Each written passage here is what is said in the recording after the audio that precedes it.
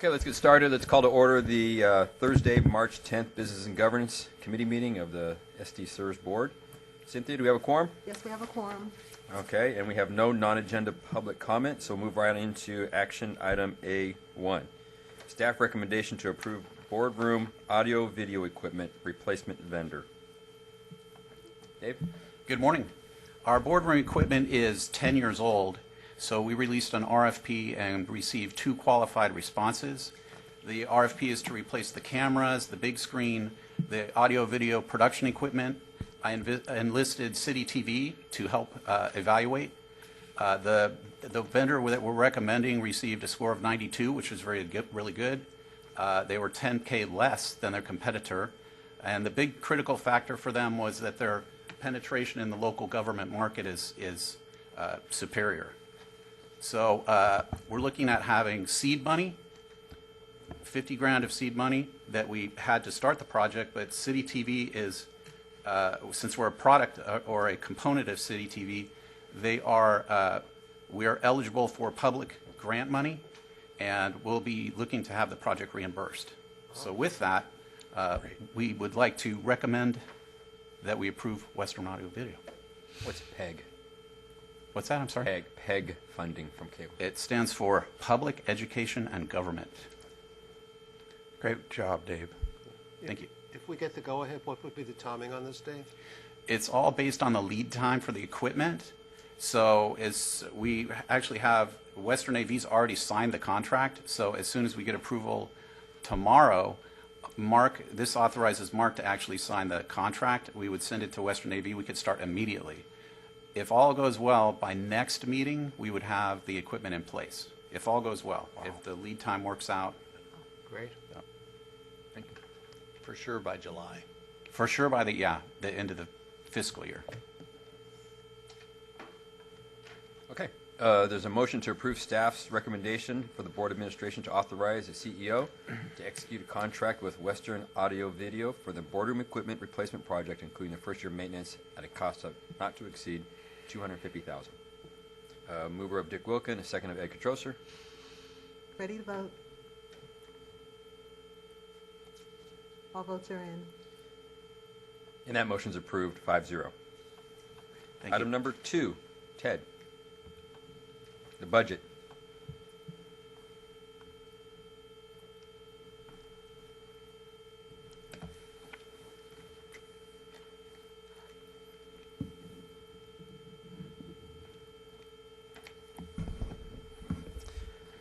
Good morning. You should have my materials in front of you, but please make sure that the PowerPoint presentation that you have says FY 2017 proposed budget on it. There was an issue with attaching the original document, and we had updated and corrected that, but I want to make sure that we're looking at the same PowerPoint. With that, I'll get into the details. The FY 17 proposed budget is $46.9 million, down $1.8 million or 3.7% from the FY 16 budget. Admin expenses are $13.6 million, down roughly $700,000 or 4.7% from the FY 16 budget. Investment management fees are $33.4 million, down 1.1 or 3.3% from the FY 16 budget. That predominantly is related to, obviously, the growth of our investments, where we're actually declining at this point in time. The administrative budget is $13.6 million. We have a $0.7 million decrease, 4.7% from the prior year's budget, and a $100,000 decrease or 0.5% from the FY16 projection. So we're projecting for FY16 to be lower than where we had actually budgeted for FY16. The primary drivers of the budget decrease are obviously another year of litigation cost declines, which is a great story when all's said and done, and salary and fringe costs, and a decline in the actuarial services for FY17 because we fully expect an experience study to be completed here in FY16, and we would not expect to see those costs in FY17. Increases in salary and fringe are offset by decreases in litigation costs, actuary services, and office operations expense from the FY16 projection. We project for FY17 salaries and fringe costs to go up. That is primarily related to the backfilling of open positions, which have remained basically mostly open for all of FY16, but we expect to be fully staffed by the end of this fiscal year and have a full year of expense in FY17. Getting into the salaries and personnel expenses specifically, we have $7.5 million in salaries and fringe. This is a decrease of approximately $200,000 from the FY16 budget. This reflects a reduction of 4 positions. So we had in FY16 budget a headcount of 58, but had open positions that remained unfilled throughout the year.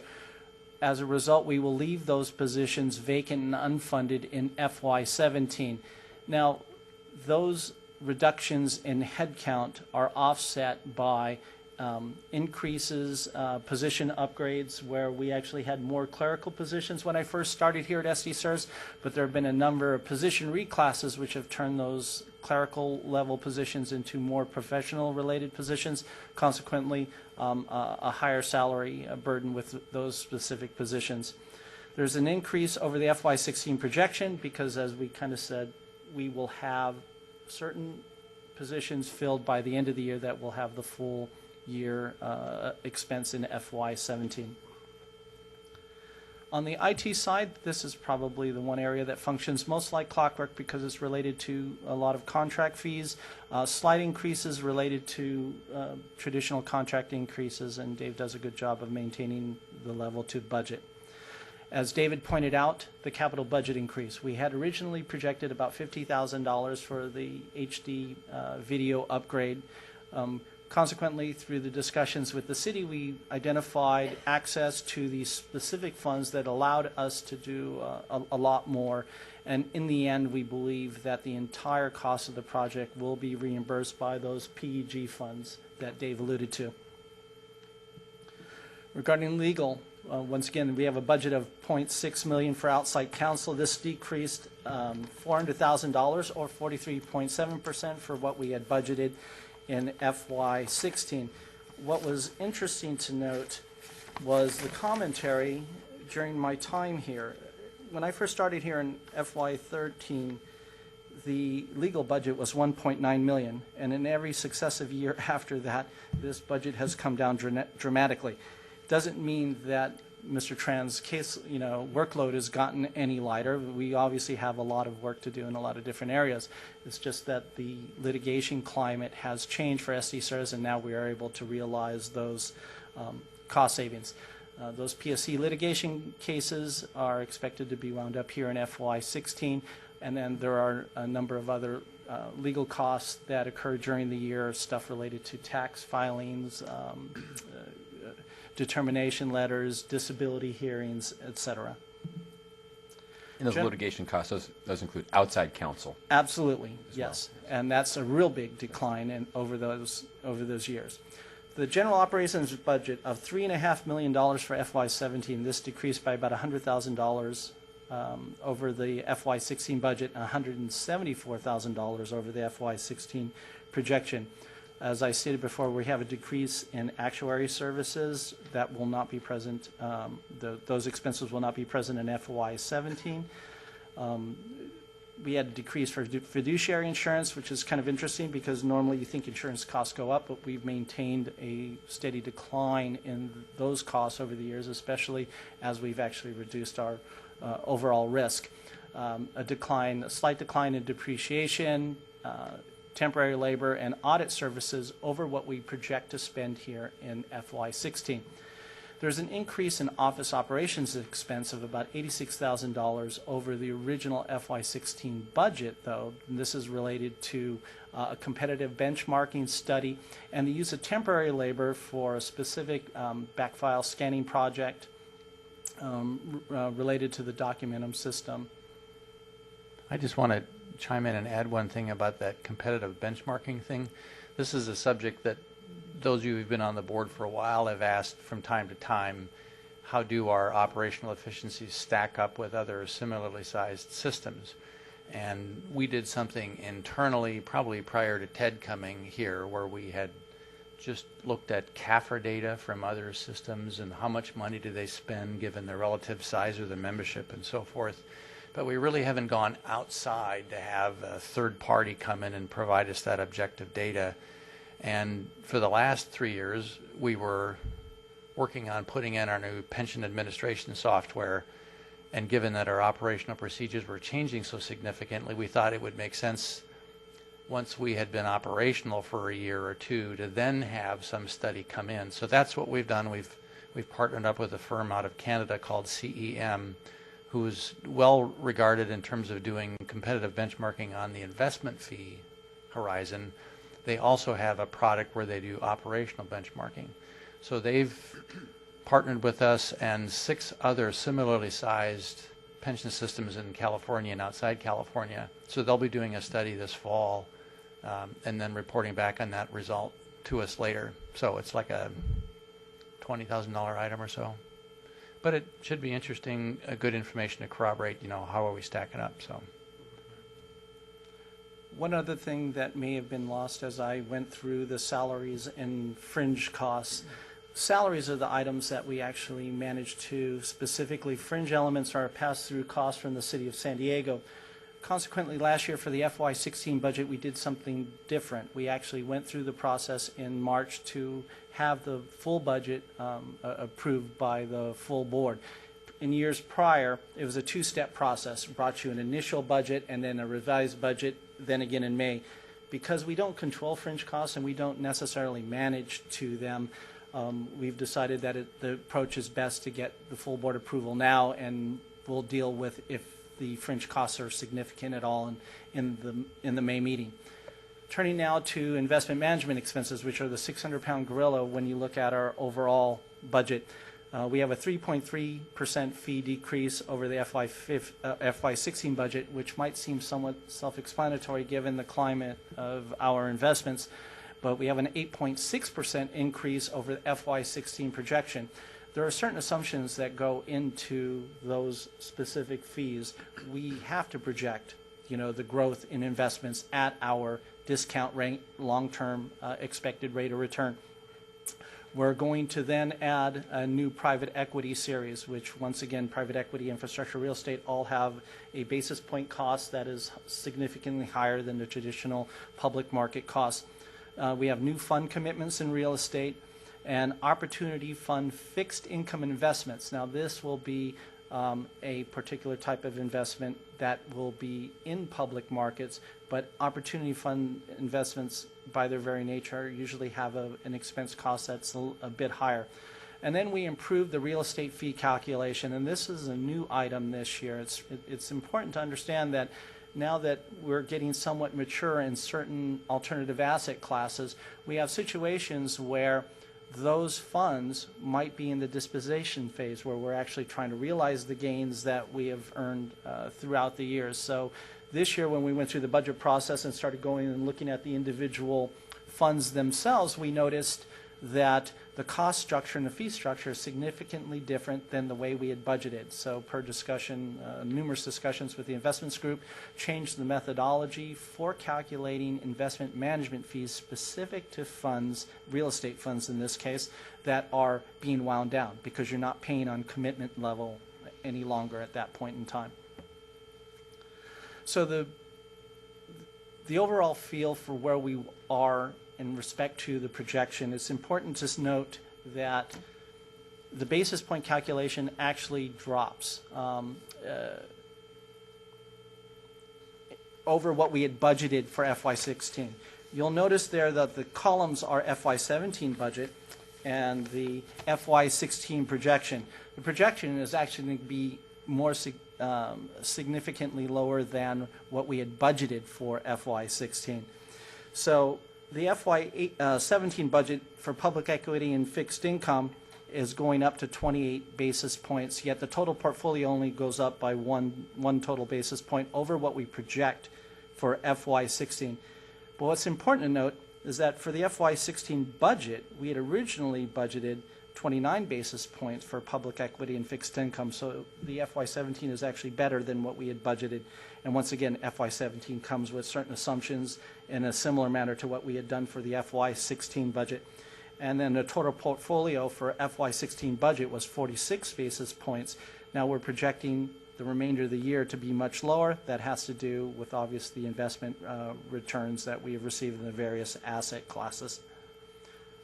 Overall, a very good commentary related to the budget. Cost control, declining costs where possible. I'd like to say I think we're kind of lean and mean at this point with respect to those costs, but we always look for opportunities to either automate or improve the levels of service with the existing folks that we have. And with that, I will open the floor to any questions. Ted, those PEG funds, the PEG funds? Yes. That's something new since I've been on the board. We've never had this. Why don't we show that $250K coming back in the budget for next year? Well, my understanding was this was a project that was going to be completed in the fourth quarter. Consequently, what would end up happening from a budget versus actual standpoint is that we would actually show an other income amount related to the grant.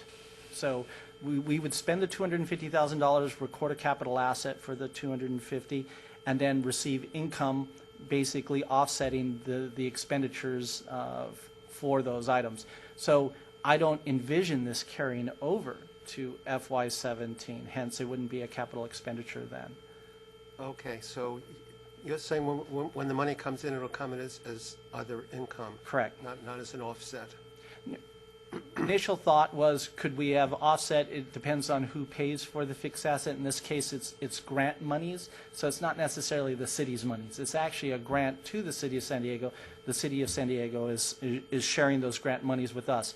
So the correct accounting treatment is to record the full fair value of the boardroom equipment, which it did go up from the $50,000 seed money that David talked about to $250,000, so we'll have this asset on the books. But we were originally going to outlay $50,000. In the end, the idea is that we shouldn't be outlaying anything from the retirement system for this upgrade. So who will have ownership of that equipment? Will that be ours? SDCERS. Okay. Yeah, we just have to account for the grant. What we'll do is that we will write the checks for that and then submit them for full reimbursement. Okay. So we'll get reimbursed from this. Will we be double dipping because we'll be depreciating these assets? Well, we're recording the full value of Right. this grant, so it's actually income to us in this 1 year. When we first record the investment, we're spending $250,000. We're recording an asset in this case, and then we deplete that asset over the life. Let's say 5 years, right? And then that cost will be in our depreciation schedule in future budget years. But then all of a sudden you're going to see income and cash of $250,000 that comes back in. It does offset the entire cost, and we then record the cost recovery over the next 5 years through depreciation charges. Okay, thank you. When does the experience study conclude by Chiron? That'll be presented at our July board meeting. There will be an action item, but it could certainly be delayed if the board wanted to think about more, but it's July. So that's why there's no cost in next Correct. fiscal All the work year. will be incurred through June. Okay, Yeah. thanks. Yeah. I had a couple points I wanted to make and questions. One, so we're basically anticipating 44 basis points on our $7 billion trust fund. Yes. Correct. So I think that's a pretty good cost, an investment fee for what we're doing in comparison to, I guess, however else people would invest their money. And then secondly, the cost for the investments come solely out of the trust fund in terms of we don't charge the city for the expense of managing the trust fund as opposed to the admin expense in which we do charge the city. So structurally, can you explain the cash flow and how we do these things and how the city, because we approve the budget, the city doesn't approve our budget, although we present to the city our budget, and then we're charging the city via our ADC payment for our admin expenses.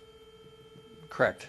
I'll have Ted Okay. help me out if I Okay. get lost on this, but our administrative expenses, we now are directly having the city pay for them right up front. We were phasing it in over a 3-year approach, but basically they pay for them right out of the chute. So they don't approve our budget. It's included in their overall presentation, but they don't formally approve it. Our investment fees likewise are basically a deduction from whatever gross revenue we receive. So you could say indirectly the city pays for the investment fees too, but they also get the benefit of the investment Of the income. investments. Right. Right. So I mean, we have no expenses here. It just all flows through to net investment returns, which benefit the city, and administrative expenses, which they pay for. All right. So I think it's where we run into trouble sometimes is it's good that we run a lean, mean machine here, because I know across the Actually, street. Ted's sometimes- mean, I'm lean. Oh, you're okay. I was wondering who was who. Because we could receive some criticism because we're spending the city's money without much oversight from them. So so it's important that we run an efficient operation here, and we do. And I appreciate that. The only thing I would add to Mark's commentary also deals with, how we bifurcate investment management fees from the admin expenses, and that's really an actuarial and accounting condition. You're allowed to deduct the investment management fees from your investment returns, right, in deriving your, long-term expected rate of return. But you're not allowed to deduct the administrative expenses. So when GASB 6768 came about, the actuarial industry as a whole had identified this as something that we had to call out specifically, hence the funding directly attributed to the city of San Diego. In the old days, it used to be more or less, if you had a net loss here, it got swept into the UAL, but now you can't amortize, the administrative costs into the UAL any longer. But the salaries of our investment staff, those are not included in administrative. They're an offset to the investment income. Absolutely. So in the budget schedules that I showed you, the salaries of the administrative staff, because we're really trying to, that's what I call a natural expense classification. But for financial reporting purposes, down in the investment expense line are the full operations of Liza's group, including everything related to her specific division. That's and part of the management 44 fees. basis points. Correct. Yes. Can I make a comment just to your observation about the 44 basis points? Correct me if I'm wrong, but there are additional fees, if you will, associated particularly with real estate in the form of the carried interest, but that isn't something that we have to come out of pocket for. That's a deduction from the cash flows at the end of the fund, so I assume that number isn't in this budget. But if you thought about sort of a more holistic, what are the basis points we're paying, it would be somewhat higher, Okay. right? Correct. So this is a big topic with pension systems, and CalPERS has had to wrestle with this.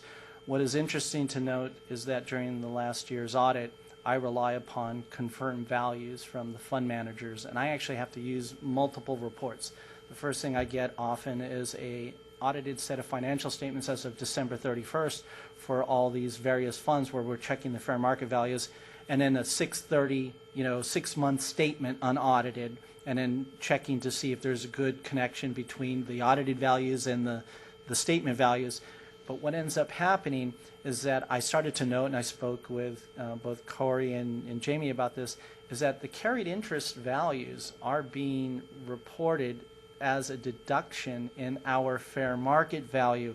They're keeping track of that. So in a way, think of it as when they do sell those properties, they do take their portion of their carried interest out away. Now, obviously, until you sell the properties, you don't know what the exact number is, but they are reflecting that in our capital balance. The problem is someone, right or wrong, had looked at that statistic and says, well, you're not reporting that carried interest. Well, in a way they are. It's just being reported as a reduction in your overall gain, in this case, an unrealized gain. Mm-hmm. If we broke it out, we would actually be reporting more in expense, but I'd be reporting a higher, unrealized gain when all said and done. Okay. Very good. Any more? All right, so we have a motion to approve the presentation of the FY 2017 SDCERS budget. Mover of Dick Wilkin. I second. Ready to vote? All votes are in. And that motion passed 5-0. Thank you, Ted. And for the record, I am a nice guy. Yes, he is.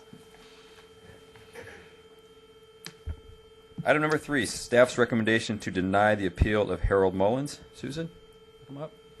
And I have a speaker here, Mr. Mullins. Mr. Mullins, would you like to come up to the microphone here? Let me just add before the committee gets started that some many years ago, I was deputy director and director of the department that Mr. Mullins was an employee of, and for that reason, I'm going to abstain from discussion or a vote. Thank you, Dick. Alan, could I say something before this Yes. begins? I just want to make sure the committee understands exactly what they're voting on and why this isn't, explain why this is in front of the Disability Committee. This is a member appeal of staff's denial of his ability to apply for an industrial disability retirement and change his non-industrial to an industrial disability retirement. So, and then the second part of the appeal is whether or not the board should stop paying a portion of his retirement benefits to his former spouse pursuant to a court order. If the board grants the appeal, that just means Mr. Mullins has the ability to apply for an industrial disability retirement, and that'll go through the normal vetting process through Sandra, and then for the disability committee to vote on. So by granting his appeal for that portion, you're not giving him an industrial disability retirement. I just want to make sure that's clear. Just granting him an application and ability to apply. The ability to apply and receive an industrial disability retirement. And can you please explain again the former spouse, how that affects what we're doing? Yes, Mr. Mullins is also asking that the board stop paying a portion of his retirement benefit to his former spouse. Okay. Okay, All right, thank you. thank you. Susan, do you want to set us up here a little bit? Sure. Good morning, trustees. My name is Susan Youngflesh. I'm Associate General Counsel for the San Diego City Employee Retirement System. And I'm here on behalf of staff. Before you is Mr. Mullins' appeal, as Mr. Tran explained, of his non-industrial disability retirement and his request to seek the ability to apply for a industrial disability retirement. And also he requests the board to stop paying his former spouse a portion of his retirement benefit pursuant to a court order. It is staff's position that Mr. Mullins' appeal should be denied. Pursuant to Board Rule 7.30, at most the member may have 3 years to apply for a disability retirement. Mr. Mullins' retirement for a non-industrial disability was granted over 17 years ago.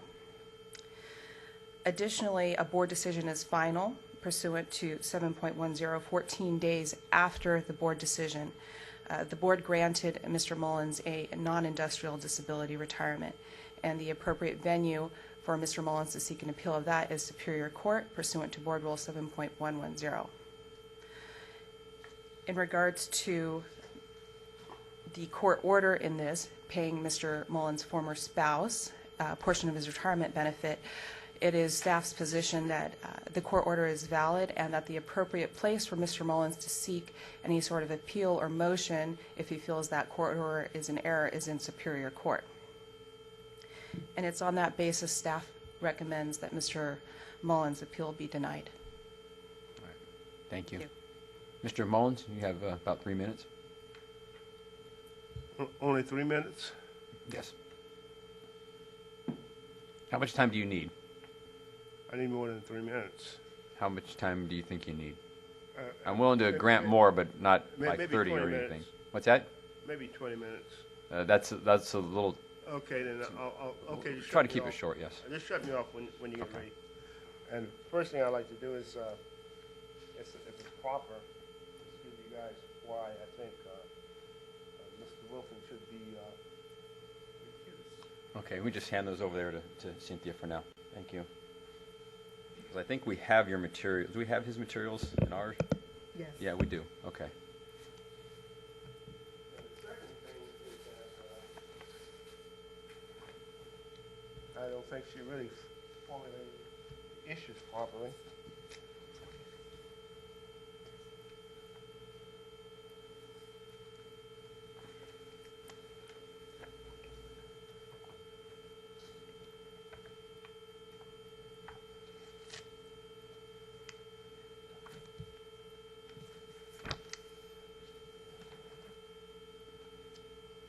We're ready for your presentation anytime, Mr. Mullins. Okay. We have your materials. And the other part is that the quadro itself is improper because it's supposed to have the signature of myself, my spouse, also the CEO before it's presented to the court. Now, the signatures is not on the quadro. I'm saying that the quadro itself is invalid. And the second would be you paid my separated spouse support. There's enough information available that she was never entitled to spouse support. However, you continue doing it. DFAS had the same, Defense Financial Accounting, had the same information that you had, and they decided that she was not entitled to spousal support, and they stopped it. However, you continued, and after information being presented that, you know, the default judgment was improper, you knew it was not true, you knew the judges were not giving the right information. Also, you knew that document submission from the record. You knew that ever since 2007. However, you continued to take money out of my retirement. And even now, I'm $200 being deducted from my Navy retirement. And even when you knew that she was getting more than the $1,000 allotted, even from the judgment, you continue to take money out of my retirement. And today, she has the ability to get her full Social Security, which would be about $1,340, without my disability from the city of San Diego, which is about $469. Her Social Security is being offset because of you taking money from me and giving it to her. Oh. There's no reason for you to do that. And finally, the fact that disability during marriage is community property. After the marriage is dissolved, once the separation or dissolution is done, the disability portion remains separate property. There's case law on that. I'm quite sure Mr. Tron knows that. And however, you continue to take that. And going back to the disability versus non-disability, I began working with the city in 1986. I was working for the federal government as a ship surveyor, which would be a ship superintendent, and I was promoted to electronic technician. I was hired by the city in 1986, June of 1986. And during that time, the city was on an injunction to hire more black folks, or not black folks, but minority, in the communication division. And so what happened is that the guy hired me at East Step. I was hired at East Step. And at that time, the guys in the division got word of it, and I was basically gave them a hard time. I was not assigned overtime and proper rotation. Okay, Mr. Mullen, I'm gonna stop you there because the information we're getting now is I was taking notes on what you were saying, and what we're talking about now is not really pertinent to the decision before us. Do you have anything more on the your appeal specifically to SDCERS on your ability to apply for disability retirement, or Johnny, what was the? Can you restate the second piece of his appeal? Sure. Whether or not the board should stop paying a portion of his retirement benefit to his former spouse pursuant to a court order. Right. Do you have any?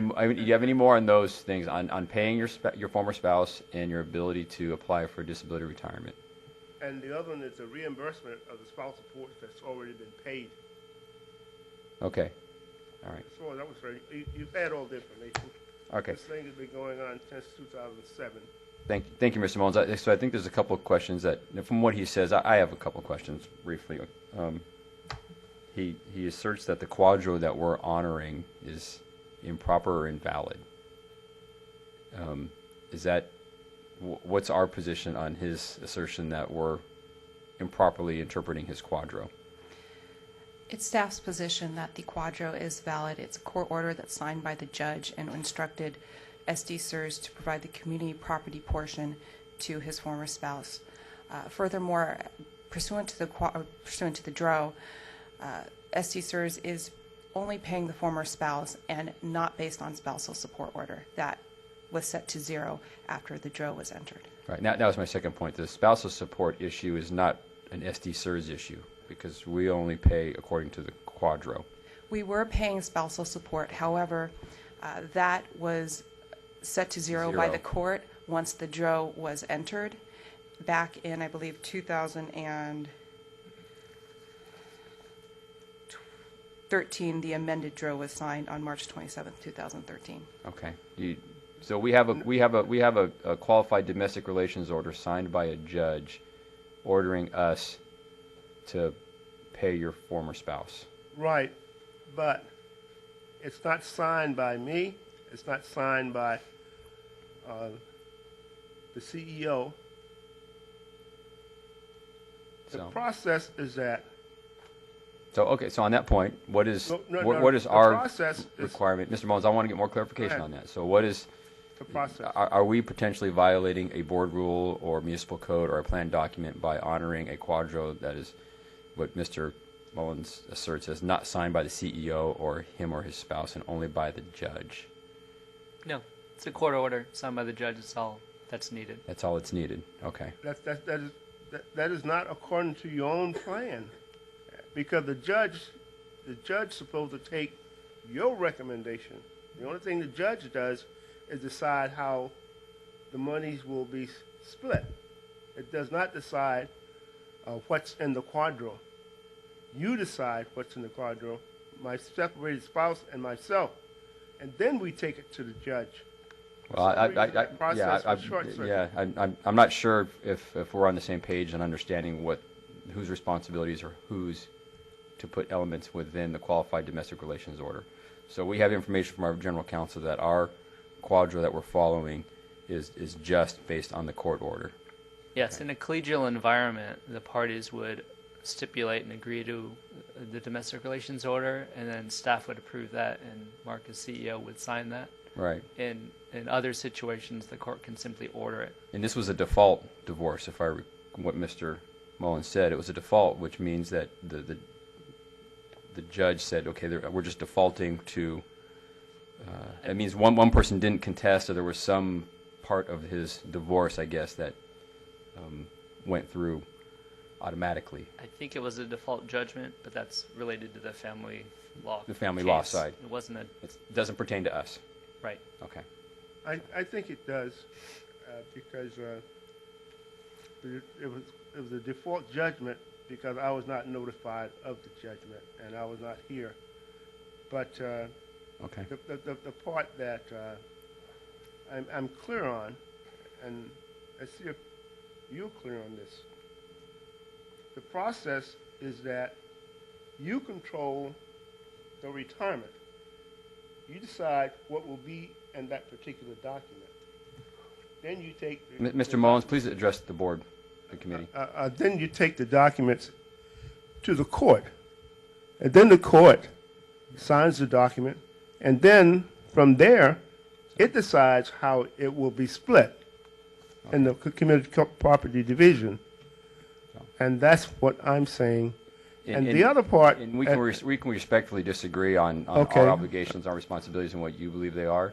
So at this point, I would like to go to committee and see if there's any questions or comments from committee on Mr. Mullins' appeal. Where's the proper venue for him? It's Superior Court, correct? Can we get any changes? For family court order? Yes, for what he's asking. I mean, I don't think we're out of line on any of the procedural things. I think what he's asking is something that's. I know what he's asking us to change, but I mean, we can't go against any of the existing orders that are in effect, correct?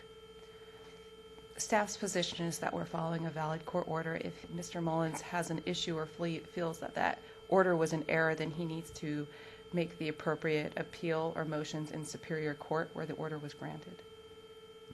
In this process here, I would assume Superior Court would probably, before he went into Superior Court, would say, did you follow the administrative process within SDCERS? And if we so deny him, then he does have the ability to go into Superior Court because he's exhausted his administrative appeals here. Is that a... Thank you. Yes, according to Board Rule 7.10 and 7.110, after a 14 days has elapsed and the board recommendation is final, or board's finding is final, then it provides for the appropriate California Government Civil Code section for the requester to seek an appeal in Superior Court. Okay. Great. Sorry, Tom, I kind of cut you off there. No, You done? Okay. I got the answer Okay. from Ed? You know, just one other thing. Mr. Mullins refers to a finding by the Board of Veterans on an appeal, and their criteria may or may not be the same as ours, and we have to follow our rules and procedures, not the Board of Veterans. Same thing, workers' comp. Sometimes workers' comp will give somebody a disability, but we won't because it doesn't meet our criteria. So I don't see any relevance there. Okay, let me try. Could I try one more time? Because it's... Please keep it short, Mr. Mullins. Oh, okay. Do we have a copy of the handbook? Because the handbook specifically says that the parties plus the CEO signs the document, takes it to the court, and the court will sign the document. And any time there's a discrepancy, SEERS takes priority. And the reason why... And I would disagree with your characterization of that okay, process. and the reason why This committee would it is so, because the court made an order that you can use an Elizor. And Elizor is a person who signs document for the court. They put an order saying that if I don't sign, then the court can appoint someone to sign in my stead. Now, that was a court order. Now, Okay, Mr. SEERS Mullins, decided that they're not going to do it that way. I'm going to end the discussion at this point because I think we've adequately vetted all of the points. So I'll go back to committee one more time if there's any other comments or questions. No? Okay. So we have a motion to approve staff's recommendation to deny the appeal of Harold Mullins. I have a mover of Ed Catroser, a second of Carol Broad. Ready to vote?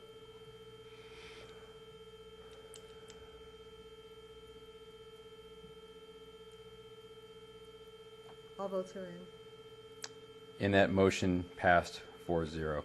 Now, I know you disagree with our position, Mr. Mullins, and you are free to take the issue into Superior Court if you disagree. I will. Okay. And the other part is that the Social Security benefit, there's no discussion on that one? We don't determine Social Security benefits here, Mr. Mullins. No, what I meant is that, is there any provision for you to perhaps allow a stop deducting money from my disability and have her take her full Social Security? We both will make more money. But that's not within your purview. We are following the rules of the Social Security Administration and with our plan documents in the municipal code. Okay, and sounds good. I would defer to our counsel on that, but it's our understanding we're following all rules appropriately. I understand you disagree. Okay, let's try one more, and that'll be it. Mr. Mullins, I'm sorry, I'm going to cut you off. We have a full agenda we have to get through. Thank you. Thank you. Right. Item number 4, staff's recommendation to revise the placement agent policy. Johnny. Thank you. I'm going to pass this off to our expert in investments, Eliza Kristofi. And before we get going on this, could you define a placement agent for Sure. those of us that may not fully understand this? Generally speaking, a placement agent is somebody who acts as a marketing person for an investment firm. A lot of times it would be a smaller investment firm that doesn't want to have a staff person as a full-time marketing, so they hire a placement agent firm or person to act on their behalf and bring that investment opportunity to us or other investors. Okay. And subsequent get paid a finder's fee Yes. for doing so. Okay. Thank you. So the motion today is to approve the revised placement agent policy. As you know, SDCERS is required by California law to have this policy. It was first approved in March of 2010 and updated in 2012 due to an amendment in the law which gave a clear definition of a placement agent. The main changes in the policy before you today are just cleaning up some of the old language and also putting in a requirement that the board needs to review this policy every 3 years. And then most importantly, I think, is that this was an investment division policy, which really is important enough to become part of the board rules and policies. So I'd take any further questions. Any questions from committee? No? Okay, there's a motion to approve staff's recommendation to revise the placement agent policy. I have mover of Ed, second of Tom. Ready to vote? All votes are in. And that motion passed 5-0. Number 5, Johnny, semi-annual travel and training report. Yeah, this is a report I bring twice a year to show the travel and training costs. So I don't have any questions about that report. We are well trained, Yeah, and I understand we're in budget too. and we're in budget. Well trained and in budget. You can't get any better than that. Okay, moving on to old business. Item number 1, defined contribution investment option update.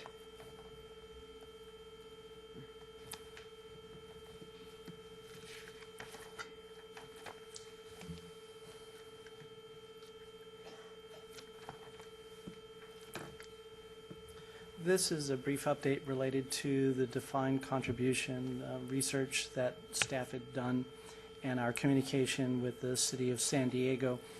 The last time we had spoke on this is at the November meeting. There wasn't really anything to report in the January board meeting, and here we are now in March. At the time of the November meeting, we were going to do additional research. So up until that point, I had done research with respect to what I would consider the low-hanging fruit, State Street Bank, Wells Fargo, identifying whether or not this type of option had been implemented elsewhere. After that date, we'd identified 3 groups that had implemented a DC investment option. Johnny Tran had discussed with a 4th. The 4th had pretty much corroborated what we learned with the first 3. And there were 3 issues that you see in the memo. But to set this up, I have to first state there wasn't anybody with our specific characteristics. We're a separate DB plan. There is no DC option component. Consequently, as far as the DC plan is concerned, there is nothing else. With respect to the 3 state systems, these are larger systems. There was one system that gave me a lot of information that's approximately 37% larger than us, and I can answer any questions you have related to these points. But what had happened is, with respect to these 3 systems, we had identified the fact that they had actually offered a hybridized DB plan. So even though they're offering a DC investment option component where they're offering themselves as an investment option within that group. They are, in fact, DB plans. What it does is it allows the states to pass on some of the investment risk on to the members, and then they have a smaller DB plan component, probably less burdensome for them. But from the standpoint of the states that we talked about, the first state was Washington, and they had actually legislated this back in 1996. So all of a sudden this group now has this DB hybridized plan, and they went through and they implemented it with the help of Ice Miller, and it turned out to be a giant work pill for them. Now, when I say that, there are certain issues, and those three issues that I identified are pretty much the same issues that all of them had to identify and work around. The lag reporting of the fair values of our investments, that right there from an operational standpoint is like trying to climb Everest. And trying to place this simply, those investments require fair values, and if I was a DC investment member, I would want my latest, greatest fair values at least as current and up to date. And as you're well aware, those options lag by 3 months or more, depending on the time of the year. So we would have to come up with a mechanism to bring them up to fair value in a more timely manner. Even if we lagged it only 30 days and said, we will allow you to trade one time a period, it would require a structure and a staff level and expertise that SDCERS isn't currently set up for. Now, anything can be done if you throw enough money at it. What I tried to figure out was how they had supported this notion of coming up with estimated fair values for these investments while trying to pass on the cost of the DC plans. Well, as I explained, they're hybridized DB plans. Consequently, if they had like 10 different DB plans, those costs were allocated across the board to all of those plans. We do not have that option here at SDCERS. And our existing DB plans do not require that type of expense in order to make investment decisions, because we operate on a much longer time scale. We don't need, up to the moment fair values on those investments as of, a calendar period. We do get there, but the idea is that that's a tremendous amount of cost.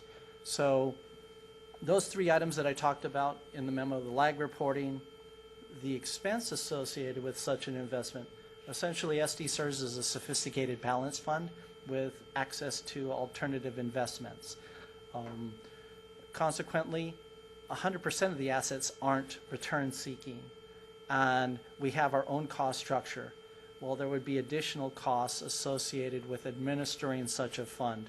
The 3 state systems we talked to all use BNY Mellon as their investment custodian, and they unitize their entire systems for all DB plans. Once again, something we do not need here at SDCERS and would be prohibitively expensive to do so.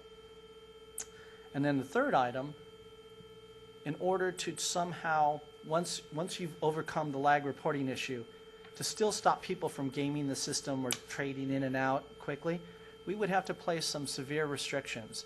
And every one of those plans that I mentioned do place restrictions. The earliest anybody can invest in the plans is, or number of times, is once a period.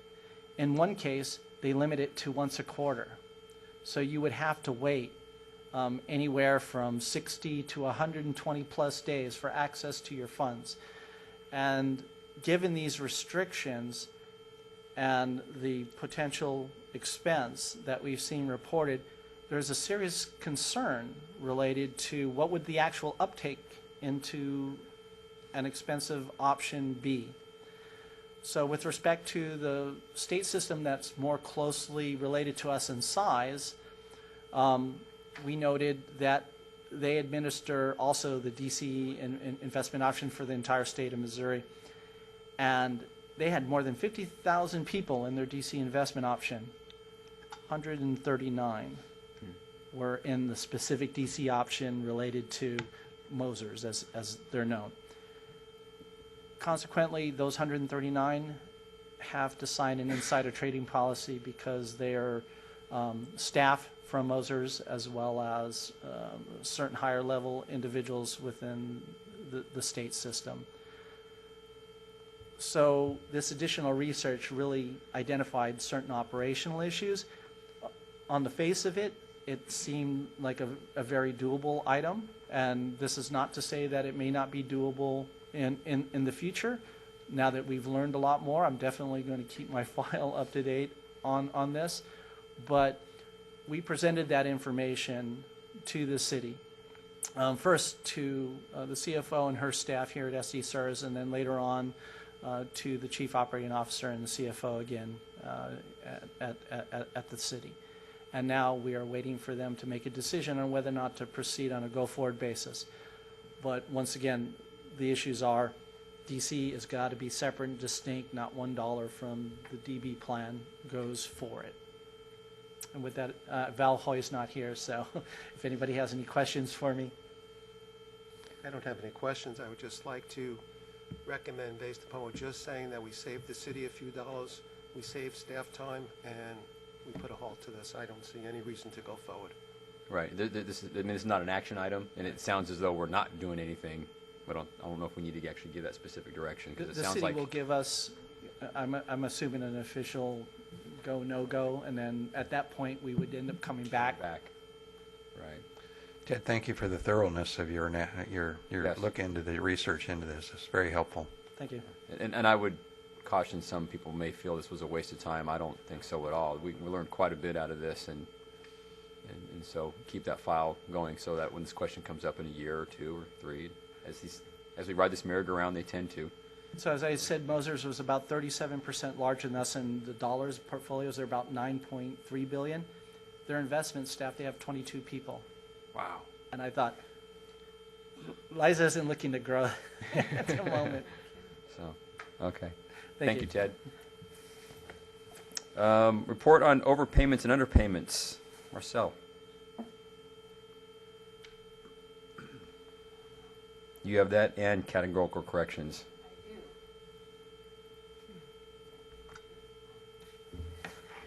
Good morning. So I do have a quick update on the report of overpayments and underpayments. Mr. Mulcahy came in and met extensively with Mateo Asario on our staff and has agreed that he's going to pay the principal amount owed, and he's going to file an appeal, or actually take it back, he already has filed an appeal on the interest portion of it. Okay. But he is intending to pay the principal portion of it. So we'll give you a further update on that next board meeting once we have the check from him. Are there any questions on the over 10,000 report? Nope. Okay. On the report on the Categorical Corrections Project, I do have a quick update on that as well. Since the report was written on February 25th, in that group that we're trying to get done by the end of the fiscal year, another 28 were resolved since then, so that number does continue to go down at a pretty good clip. Any questions? No. And these are not easily resolved. These are not easily resolved. It takes a lot of work on the staff's part, a lot of meeting between member services, benefits administration, and then them meeting generally with one of the counselors. Mateo Asario has been a great resource in this and done most of the heavy lifting on meeting individually with the members to explain what exactly the issue is, provide them with all the details they need. So generally, we have had very few appeals coming through, and Mateo's able to do a good job explaining it and getting them to write us a check. Thank you. Keep chipping away at them. Okay. We have a question. We Yes. have 4 full-time people working on this. Yes. So when this is finished, do we have enough work for them? Do we have surplus staff? What does that We do with our we staff? believe that we will be okay. 2 of the people that are working on it are limited staff, so they know that their position is a limited position. Could But you we explain have briefly what a limited position is? a limited position is a position that is a full-time position with the City of San Diego, but they have been told that their employment is for a limited time frame. So these people came into the position knowing that it was for a limited time frame. We do have another project that we put in the fiscal 17 action plan, which is to do some demographic cleanup work. So there's quite a bit of demographic cleanup work that doesn't affect their payments, doesn't affect their benefits, that needs to be done, and we anticipate deploying staff onto that project.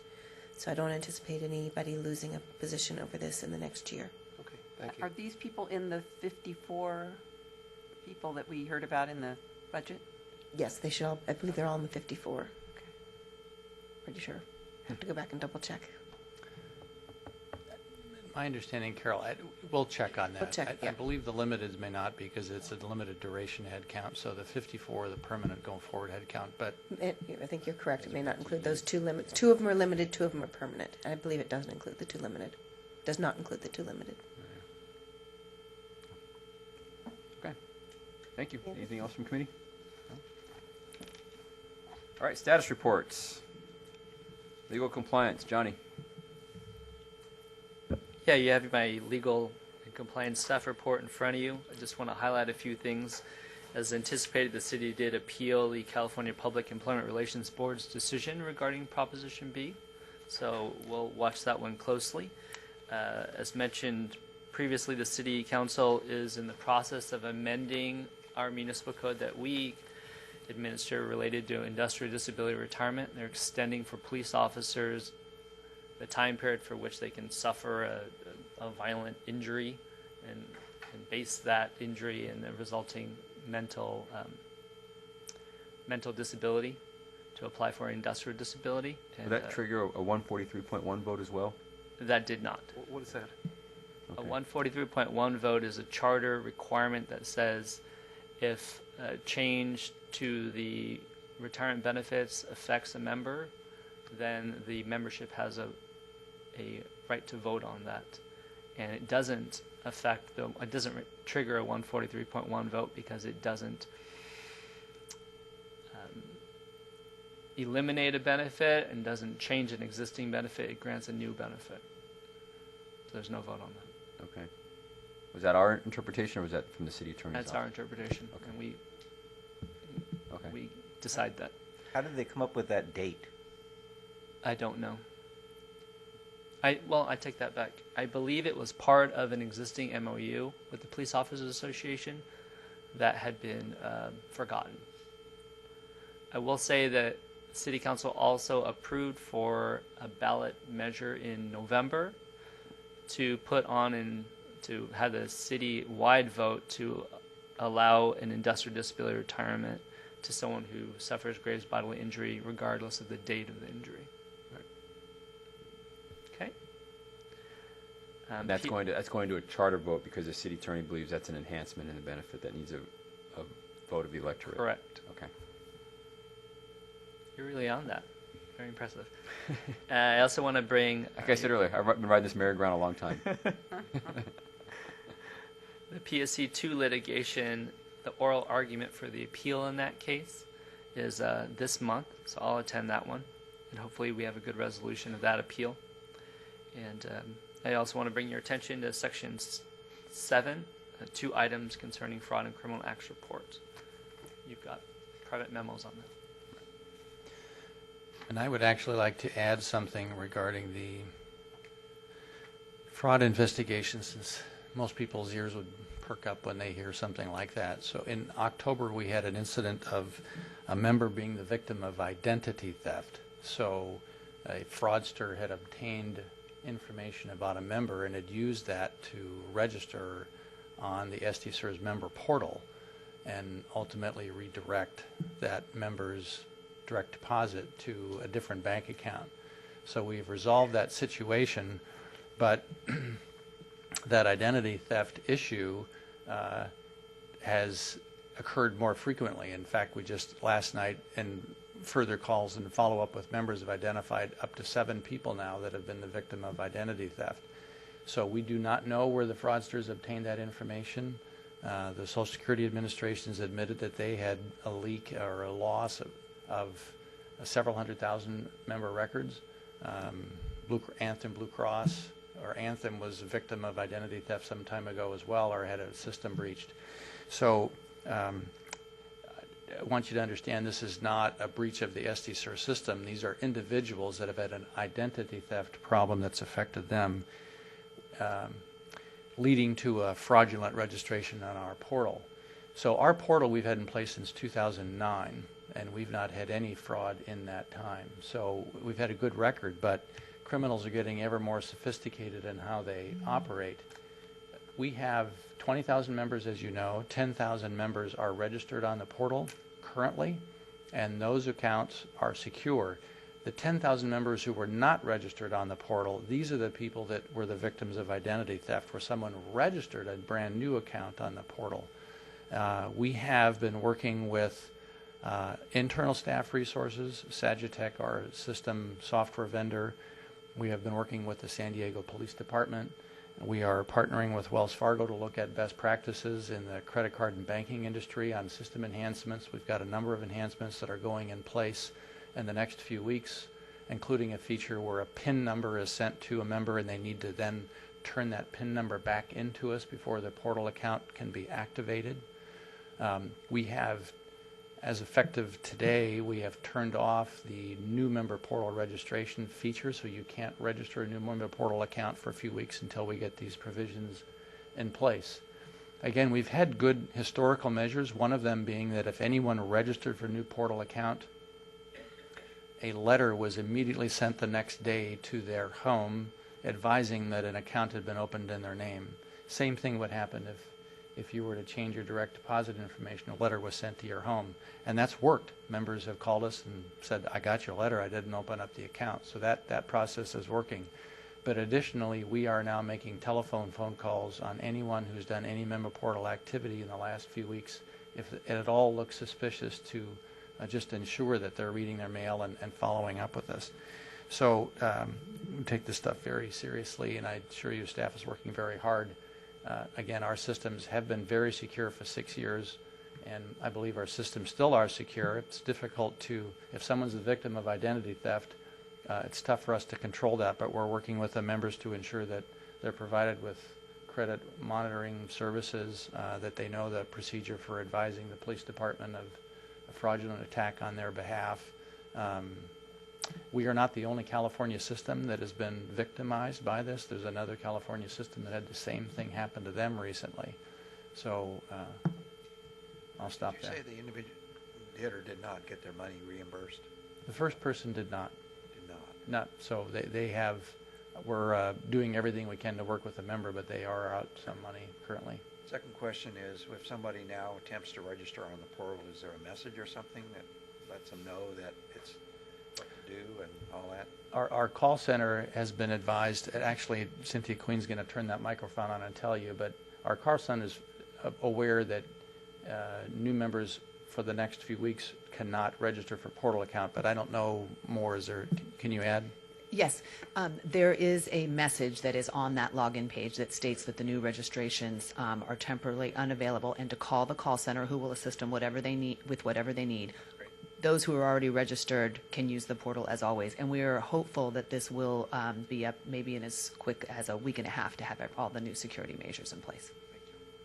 At yesterday's audit committee meeting, Mark brought this forward too, and I had asked the question whether or not it makes sense to look into any type of cybersecurity insurance that could allow members to be reimbursed if something's happening. And I think you said you would look into that. Yes, we have looked at cyber insurance from time to time, which deals with system penetration security and other matters as well.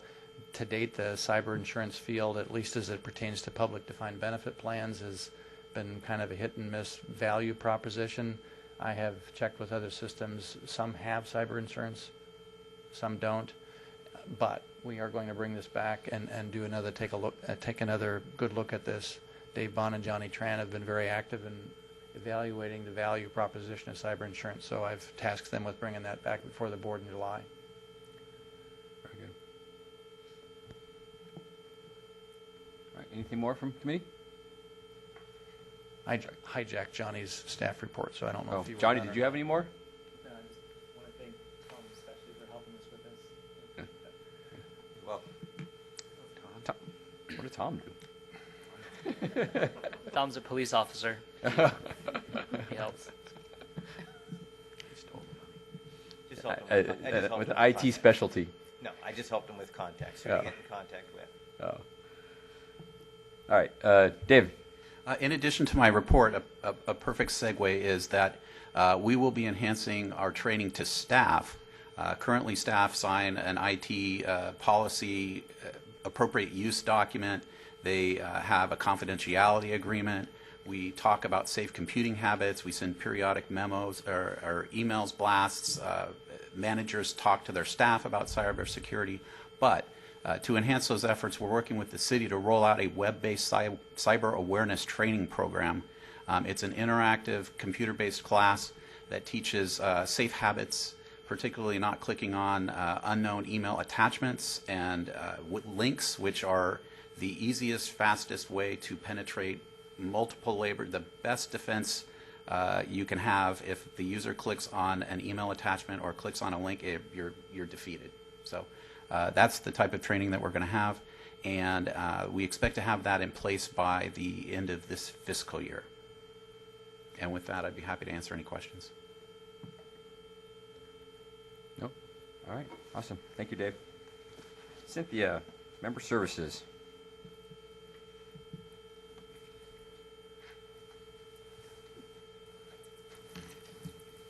Good morning and thank you.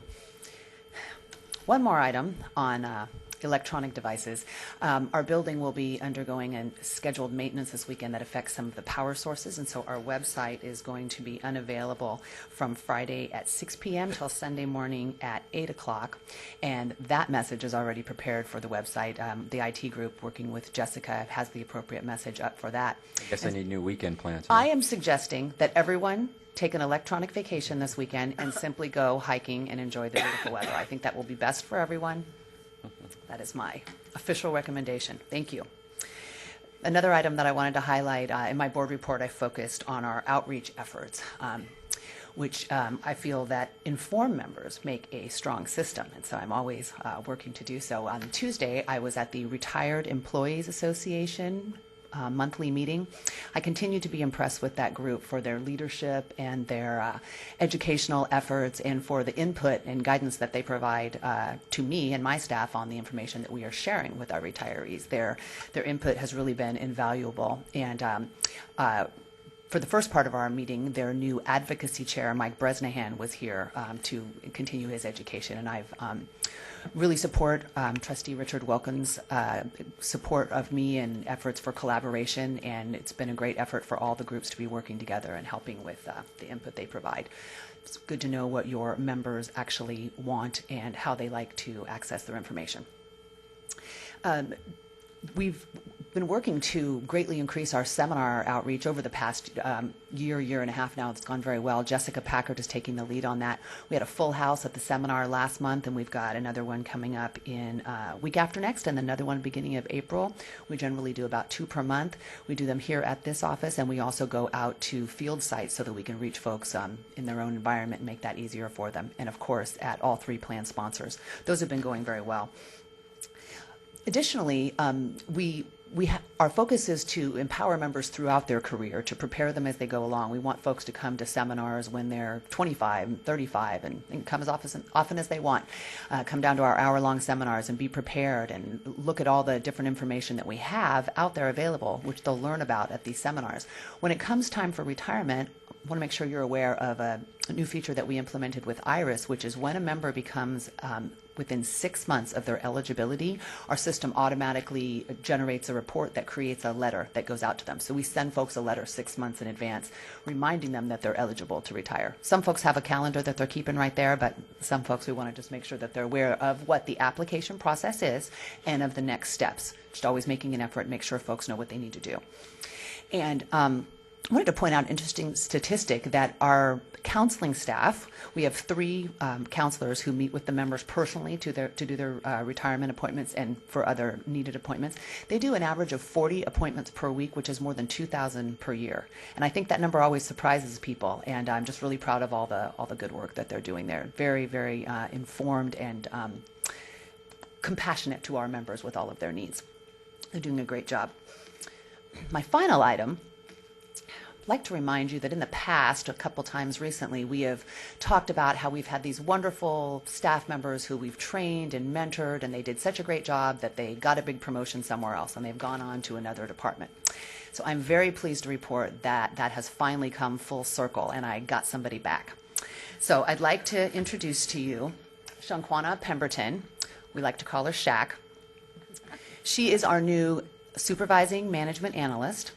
We have restructured member services a bit, and she is in charge of the call center.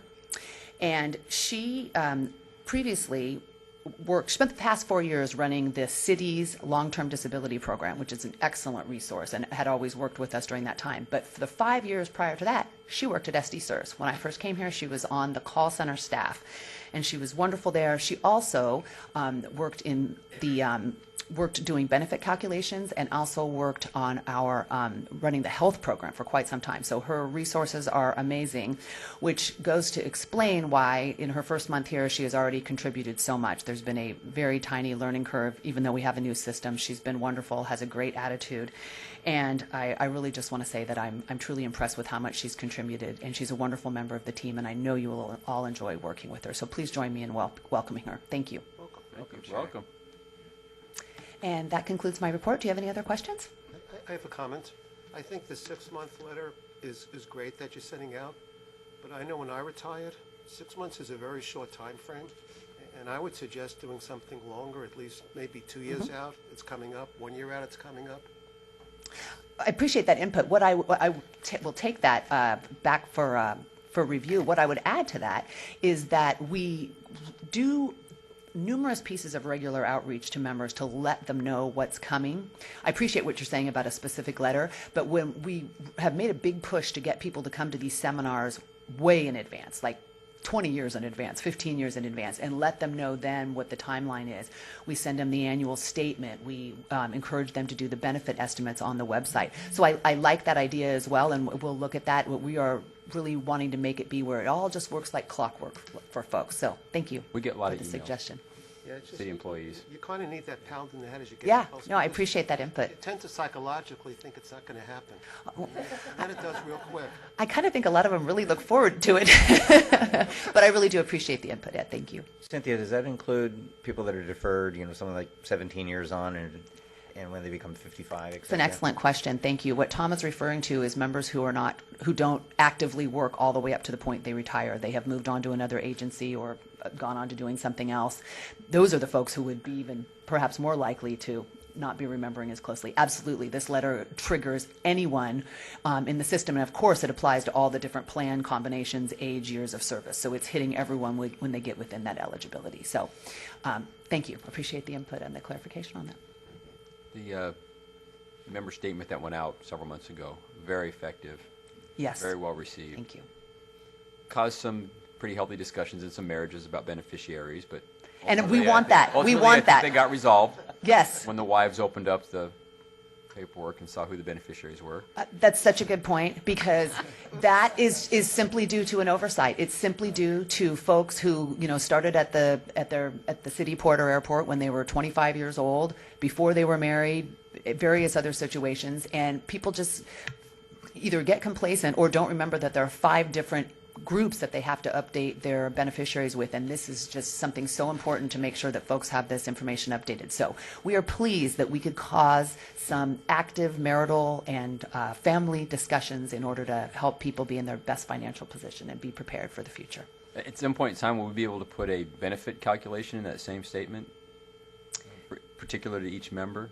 I know other systems. Oh, within the statement? Yes. That's a good question. We had discussed that, and what we're going to go for next year is just further referring them to the online calculator, which is just fantastically detailed these days. And so just wanting to continue to push that information out there. So keep these ideas coming. I love that you care and are informed about this, and I really do appreciate all the input.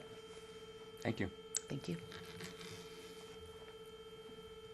And to bring us home, Ted. Oh, no, wait. Oh, no. Sorry, I skipped Marcel.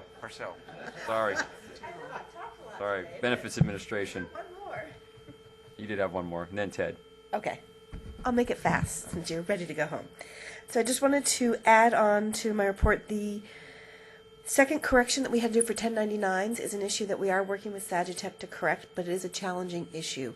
When someone is approved for industrial disability, we have to go back and recalculate their benefit, and we go back and retroactively recalculate their benefit using different mortality tables. So it does result now in a change to every person that gets a disability retirement, a change to their benefit amount. So we recalculate it. We have to make sure that if it's approved, say in August, we have to make sure that all the payments from January through August reflect that different taxability. So that's been one of our challenges, and it's a much better number this year, and we'll continue to work with Sagitech on refining that.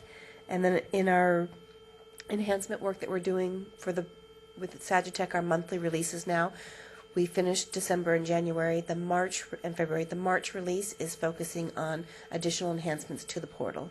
So those will be in place on March 31st. Any questions? Thank you. All right, now Ted. Now, Ted.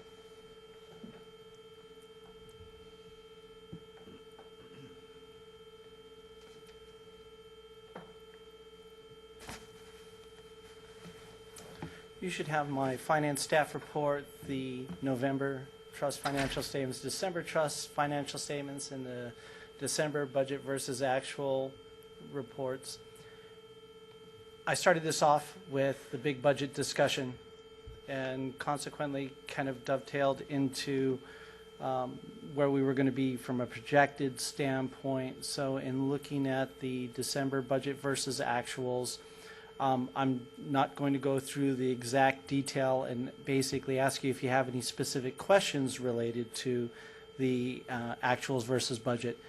Understanding that that was the basis for actually preparing for the FY17 budget. We had to see where we were for the 6 months, project out through the remainder of the year. We believe we were going to be under the FY16 budget for the remainder of the year, with basically the savings that we had talked about in the various asset classes. Any questions on the budget? December financial statements, rather than go directly through the individual line items, we understand the headwinds that we're facing in the investment market.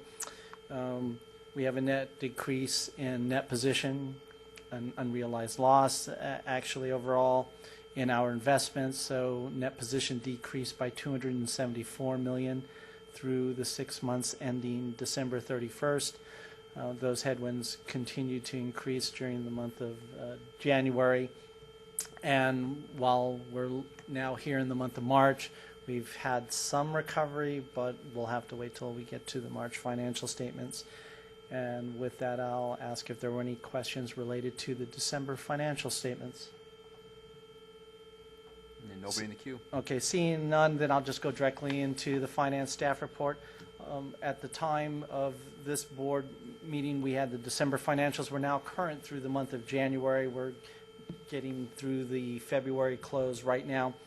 Wanted to kind of point out something that Marcel touched on. We produced about 10,200 1099-R W-2 records, of which we had about 47 1099-R corrections.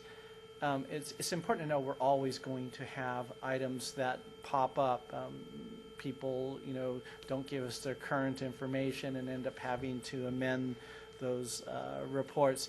She brought up an item related to disability classification. The reason why I presented that this year in the finance report is that if you remember last year, the first full year that we had IRIS, we had in excess of a couple of hundred where we'd actually had access to better information and identified some issues. It was nice to see that those issues that were present last year weren't present in this year, and I really presented that more to highlight how far we came in this year's processing.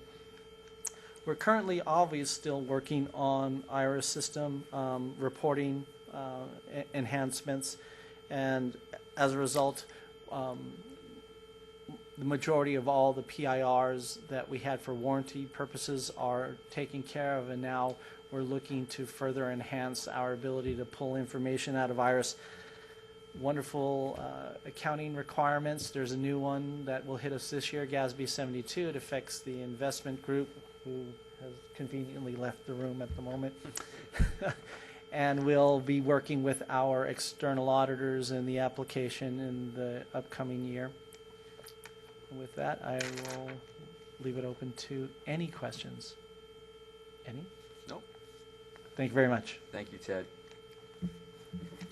And with that, we're at the end of the agenda. Any questions or comments from trustees, chair, staff, anybody? No? No docket items, and we are adjourned.